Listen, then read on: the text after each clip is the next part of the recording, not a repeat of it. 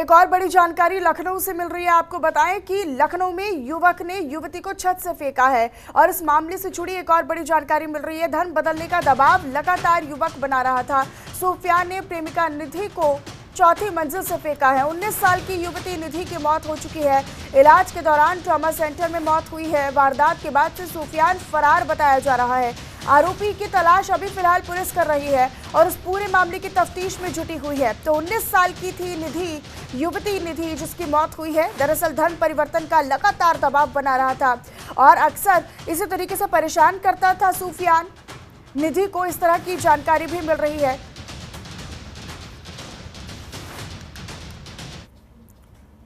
रामानुज भट्ट हमारे सहयोगी हमारे साथ लखनऊ से सीधे लाइव जुड़े हुए हैं, जो ज्यादा जानकारी और अपडेट हमें इस खबर से जुड़ी हुई देंगे। रामानुज, लखनऊ में भी एक और ऐसा ही मामला सामने आया है। युवक ने युवती को छत से फेंका है। पूरा मामला जरा विस्तार से बताइएगा और अभी तक कहां तफ्तीश पहुंची है, अभी तक जांच में क्या कुछ निकलकर सामने आया है?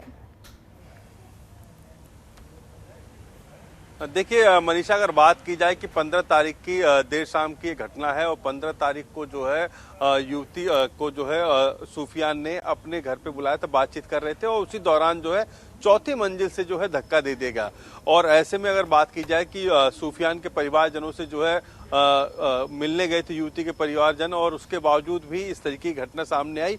और बात की जाए तो उनके परिवारजन की तरफ से यही कहा जा रहा है कि बार बार धर्म परिवर्तन का दबाव बनाया जा रहा था, बार बार धर्म परिवर्तन करने के बाद निकाह करने की बात कही जा रही थी। और इसको लेकर जो है कई दिन से जो है सूफियान जो है युवती को झांसे में रख रहा था। और ऐसे में अगर बात की जाए तो इस घटना के बाद जब उन्होंने धक्का दिया सूफियान ने, उसके बाद से उसको ट्रॉमा सेंटर लाया गया, जहां पर उसके इलाज के दौरान मौत हो गई युवती की। और ऐसे में अगर बात की जाए तो कल जो है जेसीपी अगर बात की, ज्वाइंट कमिश्नर की अगर बात की जाए, पीयूष मोडिया ने प्रेस कॉन्फ्रेंस की, बाकायदा बताया कि किस तरीके से जो है घटना है। और उसके बाद जो है लगातार 5 टीमें जो हैं छापेमारी कर रही हैं अलग अलग जगह पे और सूफियान को गिरफ्तार करने के लिए।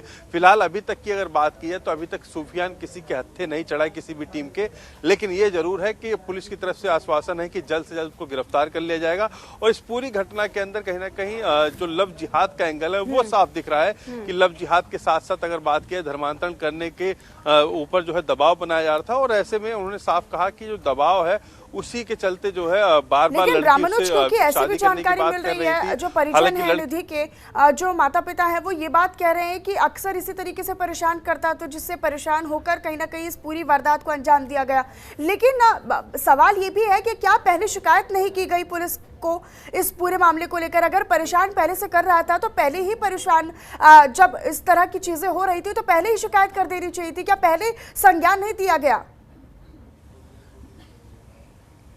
देखिए पहले ये मामला अगर बात की जाए तो घर में आपसी तालमेल बैठाने की कोशिश की गई थी ताकि जो है इस मामले को कहीं कोई और बढ़त ना मिले। और ऐसे में अगर बात की जाए कि उसके परिवारजन जो है, निधि के परिवारजन जो है लगातार बात करने उस दिन भी गए थे और उसके बाद वो निकले और निधि भी बात कर रही थी। लेकिन कहीं ना कहीं सूफियान जो है उसने जब चौथी मंजिल से धक्का दिया तो जाहिर सी बात है कि पूरे मामले को और ज्यादा गंभीरता से जो है पुलिस ने लिया। और उससे पहले जो है पुलिस की तरफ जो है किसी प्रकार की कोई शिकायत नहीं भेजी गई थी, किसी प्रकार की कोई एप्लीकेशन नहीं डाली गई थी।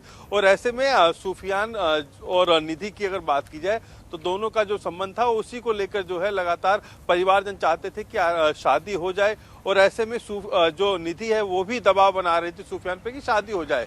लेकिन सूफियान जो है वो पहले धर्म परिवर्तन करके उसके बाद जो है शादी करने की बात कर रहा था लगातार। और परिवारजनों ने भी यही बोला कि लगातार वो दबाव बना रहे थे। लगातार पहले भी कई बार इस तरीके के मामले सामने आए, पहले भी कई बार उन्होंने बदतमीजी की है। लेकिन अगर बात की जाए उस दिन भी ये बात ही करने गए थे परिवारजन वाले। और ऐसे में निधि जब गई चौथी मंजिल पर तो जो है सूफियान ने उसको वहां से धक्का दे दिया और उसके बाद से वो फरार चल रहा है। और ऐसे में अगर बात की जाए कि कल भी जब डेड बॉडी मिली निधि की और उसके परिवारजन ने जो है हाईवे को जाम किया, और लेकिन प्रशासन ने पूरा आश्वासन दिया है कि सूफियान को कड़ी से कड़ी सजा दिलाई जाएगी। और ऐसे में अगर बात की जाए तो पुलिस प्रशासन ने भी जो टीम है वो 5 टीमें गठित कर रखी हैं और 5 टीमें अलग अलग जगह छानबीन कर रही हैं, खोज कर रही हैं। और जल्द ही सूफियान जो है सलाखों के पीछे होगा। जी।